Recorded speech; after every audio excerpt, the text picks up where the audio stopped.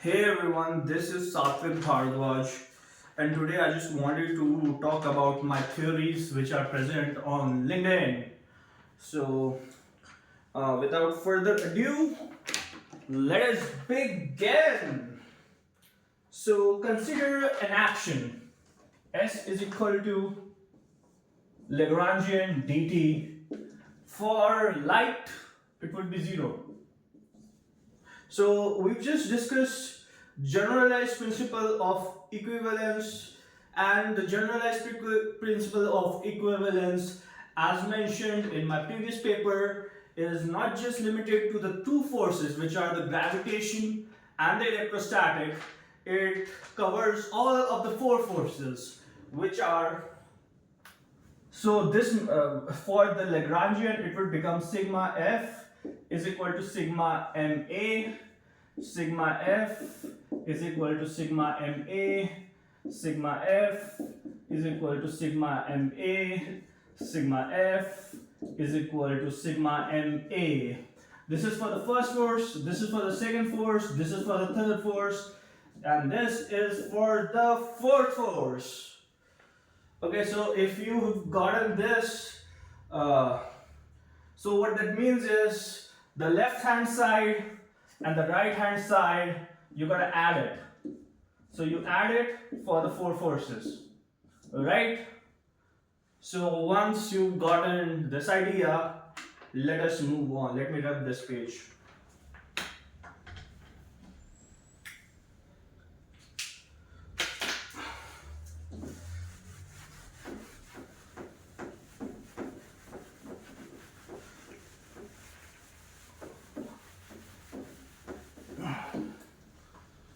Right.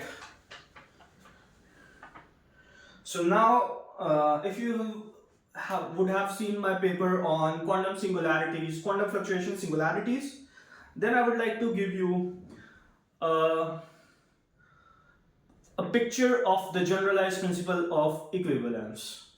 So the picture of the generalized principle of equivalence derived from my paper, research paper on quantum fluctuation singularity, looks something like this.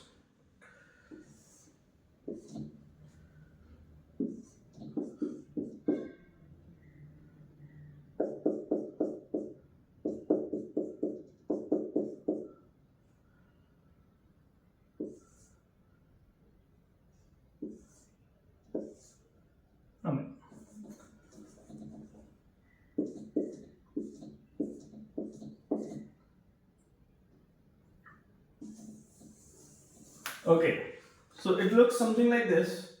This is for the gravitation, this is the gravitational singularity, and these are the three singularities which are present due to some other force.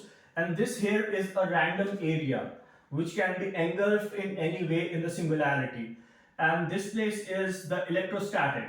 This completely makes the complete generalization of the principle of equivalence given by Albert Einstein, but it is extended to all the four forces. So here you got T1 and here you got T2. So consider it like an elevator, and light travels from here to here if T1 is equal to T2. But as we can see, ds is equal to L dt is equal to 0. For this to be true, dt has to be maximum. So dt has to be maximum. So how do you make dt to be maximum? Here we have T1, here we have T2. So for the dt to be maximum, T1 has to be least and T2 has to be most, or T1 has to be most and T2 has to be least. For this to be true, you have to get field 1 equals to A and field 2 equals to B. So, and from these equations, what you get is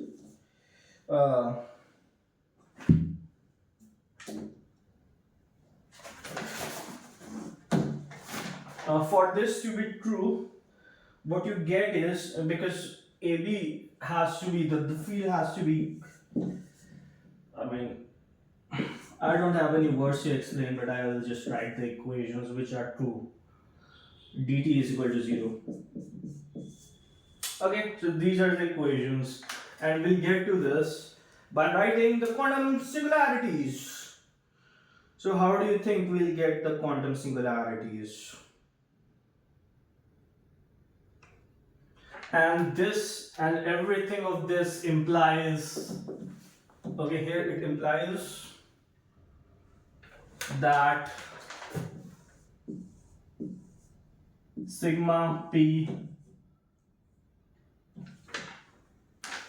left minus sigma p right, and you do this, and then ijk, this thing is integrated over ijk is equal to 0 for photon to travel.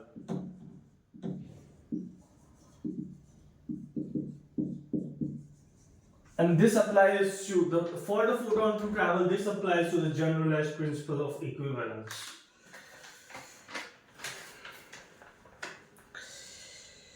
Right, now I'll write the equation of quantum singularities, and that equation will have one mistake which have not been drawn here, but actually I don't care about that, because my aim is just to explain the essentials and the things, and you can find the proper equation in on my papers and on my LinkedIn. So I mean, I don't think I have anything much more to do. So I'll erase this and write the equation of quantum singularity, which is by the way wrong, and it has not one term in it, but I'm writing it so that I can explain you something, that why this quantum singularity or why this principle of equivalence has this random area around it, and that I'll explain you, and that will explain my equation of quantum fluctuations due to quantum singularities.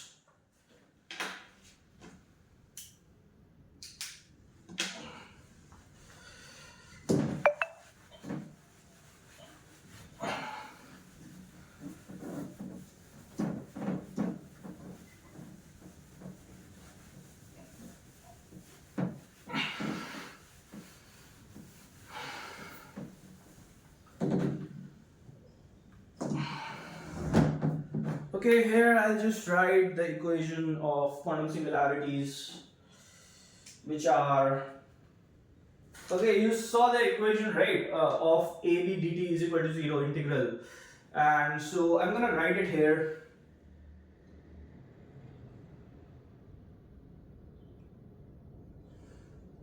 Okay, 0 is equal to, you got three singularities. You got Q, Q, Q, psi of P, psi of P, right, psi of P, psi of P, psi of P, psi of P, and then we got I, J, K.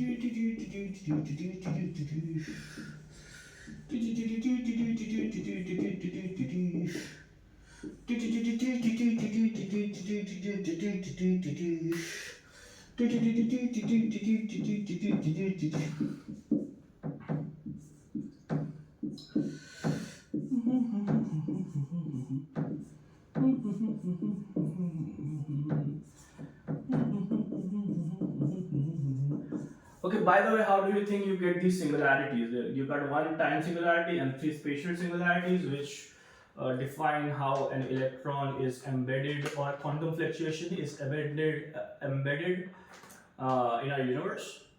So, by the way, how do you think you get it?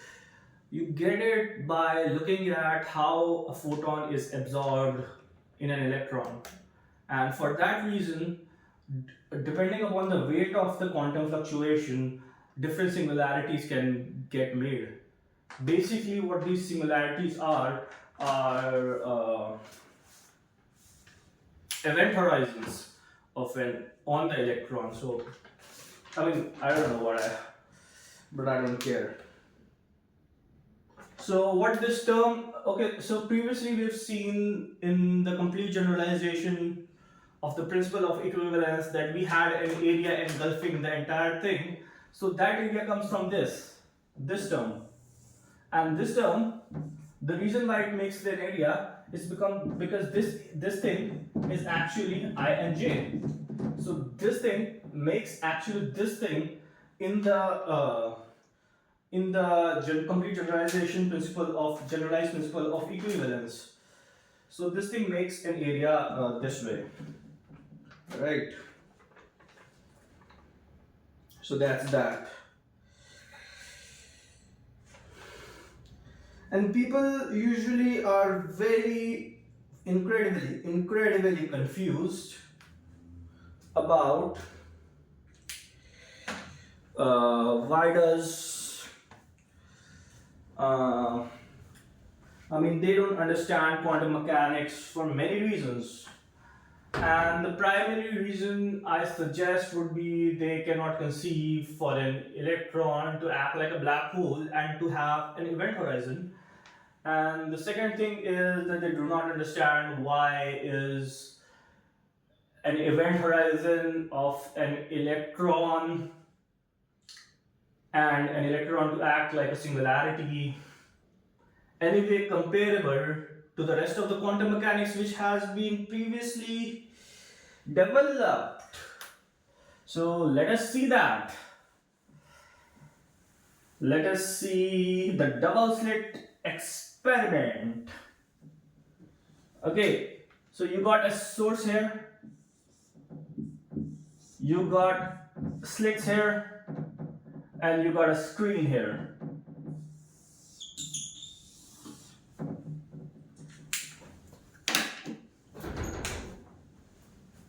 Right, you got a screen here, you got slits here.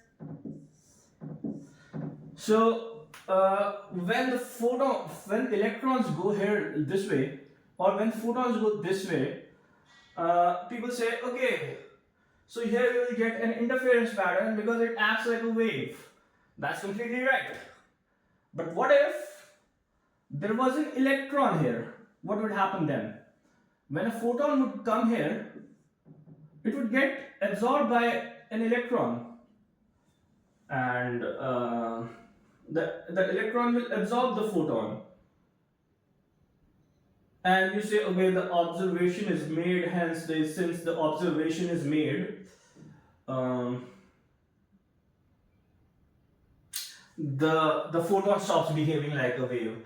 That's actually very different way of looking at a thing, which actually is very different for the reasons which I will proclaim now. And the reason why it is different is that when an electron is present here, which absorbs a photon coming from the source, this is the source, a very interesting thing happens. The electron here is not an observer, it's actually acting like a wall. So if you have a lot of electrons here, this thing will act like a wall, and you will get spread pattern of photons. And very interestingly, even if you didn't have electrons here and you had one slit here, okay, shit. If you had this thing here and you make another slit here, a similar slit, what do you think would happen? Nothing would happen. I mean, you would get the same bullet patterns here. So if a photon travels through number of slits, nothing happens to the photon. So essentially what I'm trying to say is an electron actually definitely 100% acts like a singularity or like a black hole, and the reason will be explained further. Okay, I'll just write the equations now, then after for that. What's this?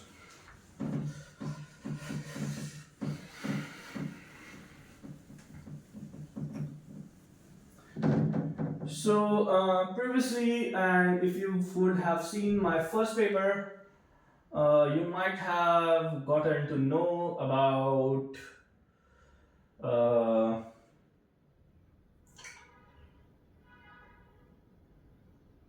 two fields. I mean, I even don't remember what the hell they were, but I think they were essentially these, and that what made it further was it made it such that this thing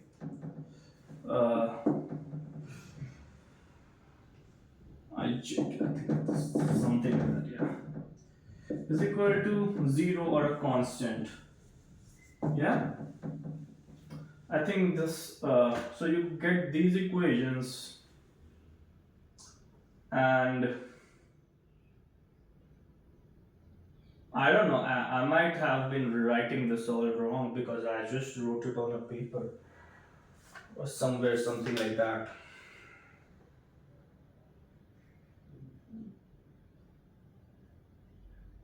And I even myself don't know much about my equations, so I should have done some sort of pre-registering, but right, so I was trying to say something. What was I trying to say?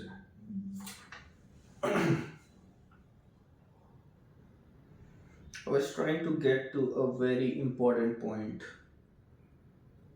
Yeah, so the idea was that uh, the idea was that sigma p left minus sigma p right, this thing, three of these ijk equals to 0. So what that means is, if you have an electron here and you have an electron here, whichever path it may be in the entire universe,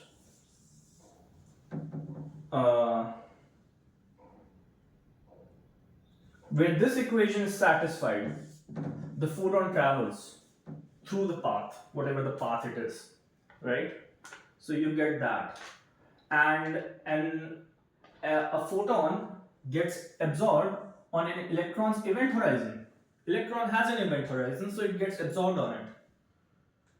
So that's the how the universe. Now I will relate it to how it relates to the general conception of quantum mechanics. So let's do that.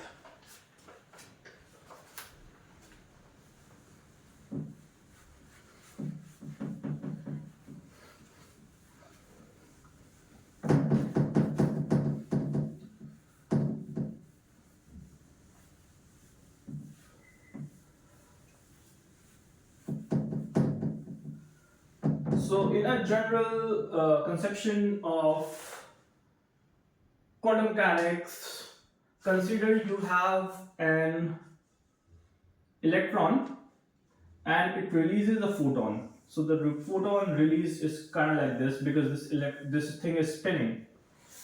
So and the thing gets out of the of its event horizon to go to somewhere else to get absorbed by another photons or another things, so black holes or something like that, of the event horizon of that thing, whichever it may be, where dt is equal to 0 essentially.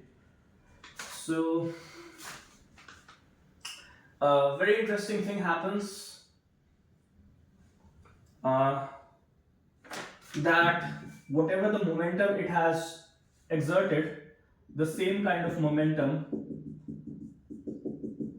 because I mean the momentum is conserved in the universe, gets transferred to the electron, making a wave packet. And that wave packet, ladies and gentlemen, is the standard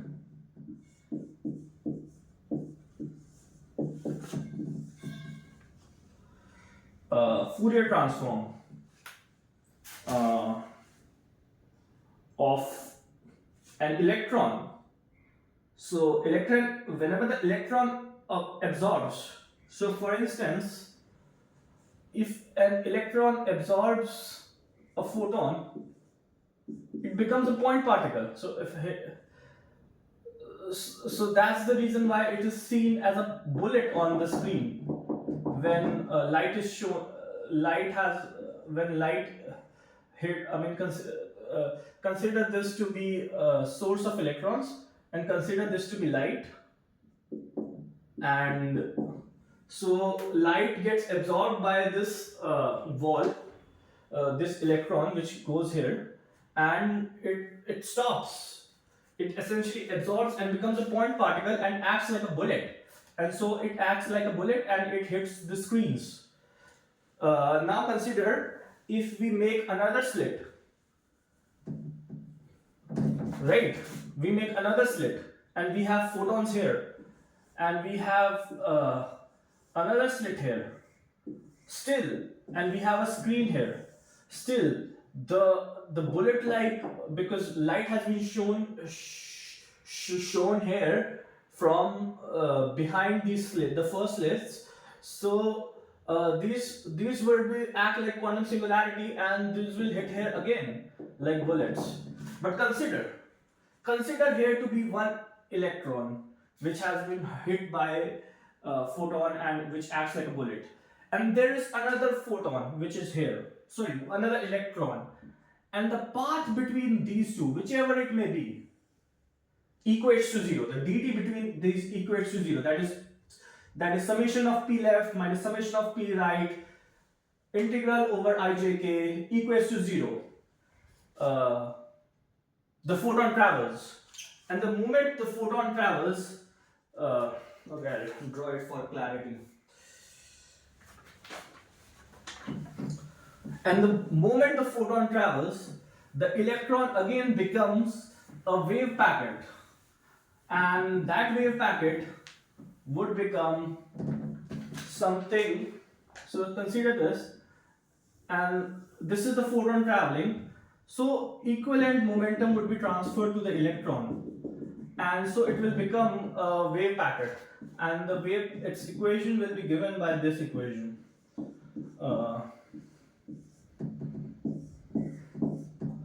I don't know this.